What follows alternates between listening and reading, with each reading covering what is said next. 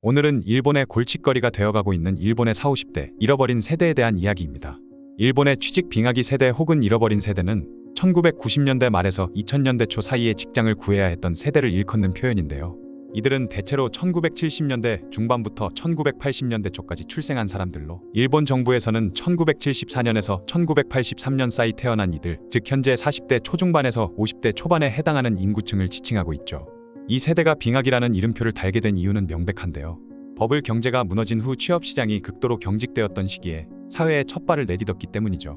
시기적으로 보면 이 세대는 크게 두 그룹으로 나눌 수 있는데, 첫 번째는 1990년대 초반 버블 붕괴 직후인 1993년부터 2004년 사이에 사회에 진입한 그룹, 두 번째는 IT 버블 붕괴와 2008년 리먼 쇼크의 여파를 맞은 2000년대 초반부터 2010년대 초반 졸업자들입니다. 최근에는 잃어버린 세대보다 더 강한 의미를 담은 기민 세대라는 표현도 자주 쓰이는데, 기민은 버려진 국민이란 뜻으로 국가와 사회로부터 외면받았다는 감정을 더 직접적으로 드러내는 용어죠. 이들은 일본 전체 인구의 약 5분의 1을 차지하며 경제 생산성 측면에서 매우 중요한 인구층이라 할 수 있습니다. 그런데 빙하기 세대가 어린 시절을 보낸 1970, 80년대는 일본의 전성기였다고 할 수 있는데요. 어린 시절 이들이 경험한 일본은 경제 강국으로서 엄청난 성장을 구가하던 시기였죠. 소니, 닌텐도, 도요타 같은 일본 기업들의 제품이 세계 시장을 석권하던 때였습니다. 그래서 이 세대는 경제적 풍요 속에서 성장해왔고, 학교에서는 밝은 미래를 약속받았으며 부모님 세대는 안정된 직장과 수입을 누리고 있었죠. 신도시 개발 지역에서 자라며 첨단 전자제품과 만화, 게임 등 풍부한 문화 콘텐츠를 즐기며 성장했습니다. 이들의 부모 세대는 대부분 단카이 세대로 종신고용과 연공서열제라는 안전망 속에서 안정적인 커리어를 쌓을 수 있었죠. 그러다 보니 자연스럽게 자녀들도 비슷한 경로를 기대했습니다. 공부 열심히 해서 좋은 대학 나오고 좋은 회사 들어가면 평생 안정된 삶이 보장된다는 공식이 당연시되던 시절이었습니다. 하지만 대학 졸업을 앞둔 시기에 이들이 마주한 현실은 완전히 달라져 있었죠. 80년대 후반, 이들이 청소년기를 보내던 때 일본의 부동산과 주식시장은 천정부지로 치솟았습니다. 도쿄의 땅값은 상상을 초월했고, 일본 기업들은 미국 기업들을 인수하며 세계 경제를 주도하는 듯했죠. 그러나 90년대 초, 이들이 대학생이 되었을 무렵 이 모든 거품이 한순간에 꺼져버렸는데요. 주가지수는 1989년 약 39,000엔에서 1992년 14,000엔 수준으로 폭락했고, 부동산 가치는 최대 90%까지 하락했습니다. 거기다가 금융기관들은 연쇄 도산했고, 기업들은 대규모 인원 감축에 돌입했죠. 바로 일본의 잃어버린 30년으로 불리는 장기간 경기 침체가 시작된 것입니다. 이때 대학생이던 잃어버린 세대들 앞에는 기업 채용 설명회나 취업 박람회가 줄줄이 취소되고, 남은 자리를 두고 수백 명이 경쟁하는 상황이 펼쳐졌습니다. 일본 전역에서 신입사원 채용률은 역대 최저를 기록했고, 많은 기업들이 대학 추천 채용마저 중단하면서 학교와 기업 간의 신뢰관계도 무너졌죠. 이런 급격한 환경 변화는 이들의 가치관 형성에 큰 혼란을 가져왔습니다.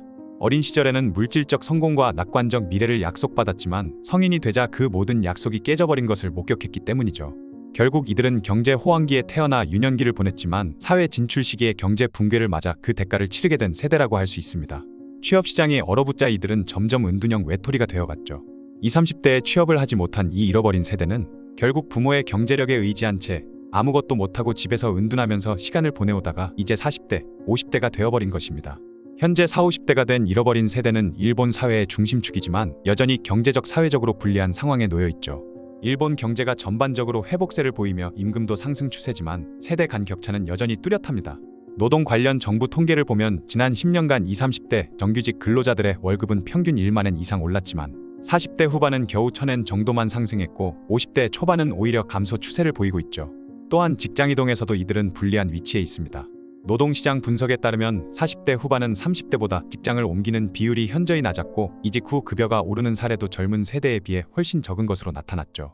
인력 부족 현상을 겪는 일본 기업들이 신규 인재 영입과 기존 직원들의 처우 개선에 나서고 있지만, 빙하기 세대는 이런 혜택에서 소외되는 경향이 있습니다. 많은 기업들이 빙하기 세대 직원들의 이직 가능성이 낮다고 판단해 급여 인상에 소극적인 태도를 보이고 있죠. 또한 결혼과 가정 형성 측면에서도 곤란을 겪고 있습니다.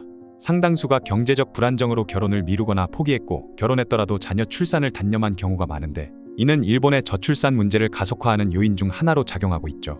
70년대에 태어난 사람들 가운데 상당수가 자녀를 갖지 못했으며, 이는 일본의 심각한 인구 구조 문제를 더욱 악화시키는 요인으로 작용하고 있습니다. 거기다가 많은 빙하기 세대 구성원들이 여전히 비정규직 상태로 머물러 있는데요.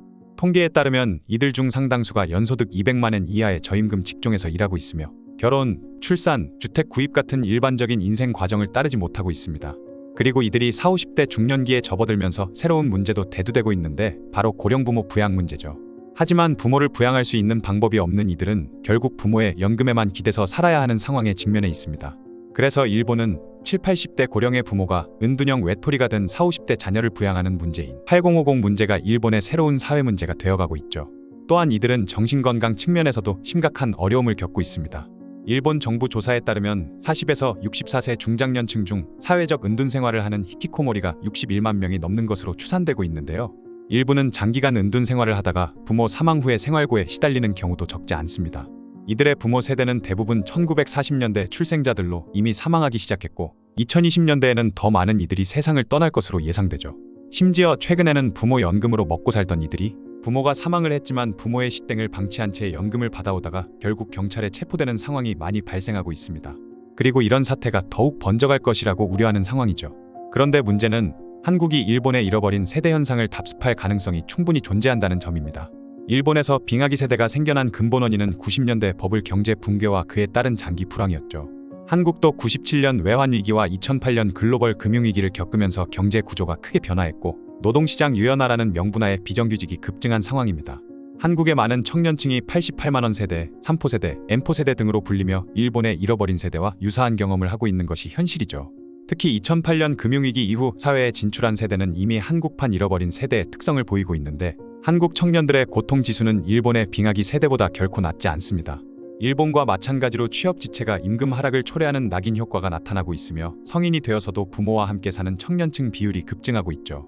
더 우려되는 점은 한국이 일본보다 훨씬 빠른 속도로 저성장 고령화 사회로 진입하고 있다는 사실입니다.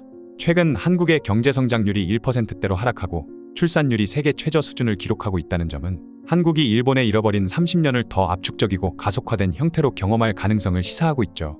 또한 한국은 일본에 비해 부모 세대의 축적 자산이 상대적으로 적고 중국이라는 강력한 경쟁자가 옆에 있다는 점에서 더 불리한 환경에 처해 있다고 볼 수 있습니다. 이는 한국의 잃어버린 세대가 일본의 사례보다 더 심각한 경제 사회적 어려움을 겪을 가능성이 있음을 의미하죠. 일본과 한국의 또 다른 주요 차이점은 노동시장 이중구조의 특성입니다. 일본은 여전히 대기업 중심의 종신고용 문화가 일부 남아있지만 한국은 대기업과 중소기업, 정규직과 비정규직 간의 격차가 더 심하고 이동성이 더 제한적인데 이는 한국의 잃어버린 세대가 경력 사다리를 오르는데 더 큰 어려움을 겪을 수 있음을 시사하죠.